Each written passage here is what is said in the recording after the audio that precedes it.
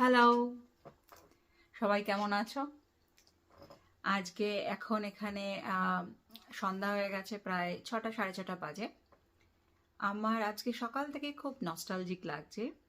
আম, হঠাৎ করে একটা জিনিস দেখলাম, তাতে মনে পড়ে গেল।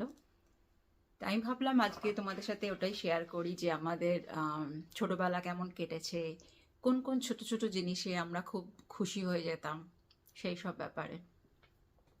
তো একটা আমার প্রথম যেটা মনে পড়ছে সেটা হচ্ছে একদম ছোটবেলাকার, সেটা হচ্ছে বেলুন।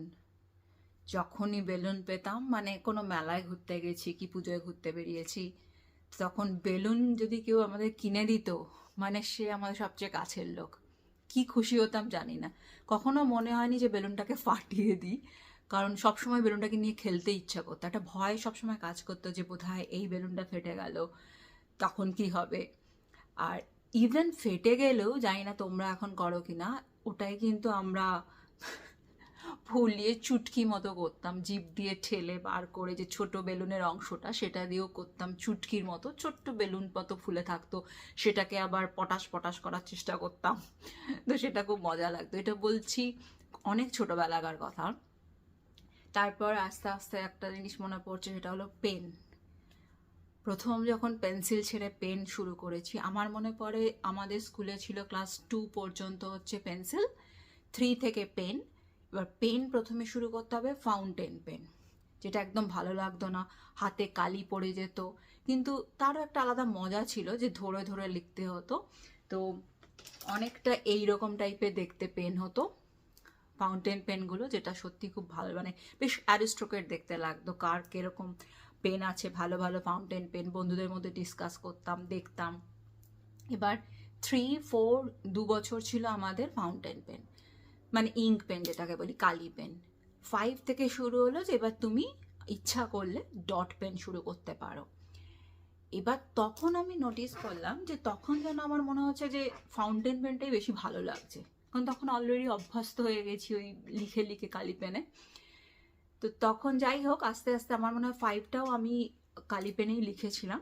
6 থেকে আমি আস্তে আস্তে ডট পেন লেখা শুরু করেছি, কারণ ডট পেন যেই ধরলাম, দেখলাম হাতের লেখাটা একটু খারাপ হতে শুরু করলো। সেজন্য প্রথমের দিকে ইচ্ছা ছিল না। তারপর যাই হোক শুরু করে দিলাম। এবার ডট পেনের মধ্যেও খুব ভাল লাগতো একটা পেন, যেটা কিনা ছিল ইউজ অ্যান্ড থ্রো পেন। কেন জানি না, ওটা আমার খুব ফেভারিট ছিল, যে ইউজ করবো তারপর ফেলে দেবো, হয়তো বলতে খুব ভালো লাগতো ইউজ অ্যান্ড থ্রো, সেজন্য। আর আরেকটাও পেন খুব ভালো লাগতো, যেটা এখনো দেখলেই আমি কিনি, ছাড়ি না। সেটা হলো এই যে, এখনকার বাচ্চাদের জানি না এটা ন্যাক আছে কিনা, আমার তো খুব ছিল যে 4টে কালির পেন। দারুণ ব্যাপার যে আমার কাছে কালো কালি, লাল কালি, নীল কালি, সবুজ কালি, সব ধরনের, মানে 4 ধরনের, যেটা বেসিক্যালি আমরা জানি, পেন আছে। তো ব্যাপক, খুব একটা ইউজ করতাম না, আমরা তো ইউজ করতাম সবচেয়ে বেশি নীলটাই, আর তারপর কালোটা হয়তো খুব মাঝে মধ্যে। সবুজ আর লাল তো ইউজ করতাম না, কারণ লালটা আমরা জানি যে টিচাররাই শুধু ইউজ করবে, আর সবুজটা খুব একটা ইউজ করিনি কখনো। তো সেই কারণে ইউজ হতো না। কিন্তু 4 পেনের কালি আছে মানেই বাহ, দারুণ ব্যাপার। এবার বলি আরেকটা কথা, যেটা হচ্ছে ম্যাগনেট, মানে চুম্বক। একদমই পাওয়া যেত না তখন, আমাদের হাতের নাগালের বাইরে ছিল।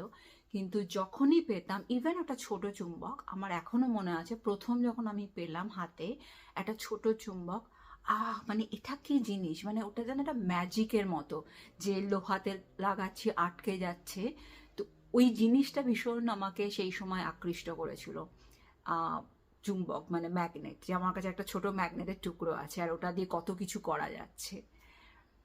তারপরে মনে পড়ে আরেকটা জিনিস, যেটা বাবা প্রথম নিয়ে এসেছিল অফিস থেকে, যে অফিসে বাবার কোনো কাজে আর কি ছিল, যে কার্বন কপি। এবার সেইটাতেও খুব মজা, মানে আমাদের দরকার নেই একটা পেজ থেকে নিচের পেজে কার্বন লেখা, কিন্তু ওই যে ব্যাপারটা যে নিচে কার্বন পেপার রাখবো আর তার উপরে আমি কিছু লিখছি, আর সেকেন্ড পেজটা যখন আমি কার্বন কপিটা তুলছি, অটোমেটিক্যালি ওটা প্রিন্টের মতো এসে গেছে, যা যা আমি লিখেছি সব কার্বন কপি হয়ে গেছে। আহ, মানে দারুণ ফিলিংস, এটা বলে বোঝানো যাবে না যে তখন কত ভালো লেগেছিল। মানে এইসব ছোট ছোট জিনিসগুলোতে, মানে এখন মনে পড়লে মনে হয় যে ছোট, বাট তখন ওই সময় আমাদের কাছে সেই ব্যাপারটা খুব বড় ব্যাপার ছিল। আরেকটা আমার মনে পড়ছে এখন, যেটা আমি আজকে সিডনিতে দেখলাম, দেখে মনে পড়লো, সেটা হলো ডাবল ডেকার বাস। আমি ছোটবেলায় মার সাথে অনেক জায়গা ঘুরেছি, কলকাতায় স্প্ল্যানেডে খুব ঘুরে বেড়াতাম, মানে যখন ছুটি থাকতো মা নিয়ে যেত সব জায়গাতে। কিন্তু খুব আশা থাকতো যে একটা দুটো অন্তত এরকম বাস দেখবো, কারণ আমরা শুনেছি বাবার মুখে মার মুখে যে ডাবল ডেকার বাস কলকাতাতে আছে, কিন্তু কোনোদিন সচক্ষে দেখিনি।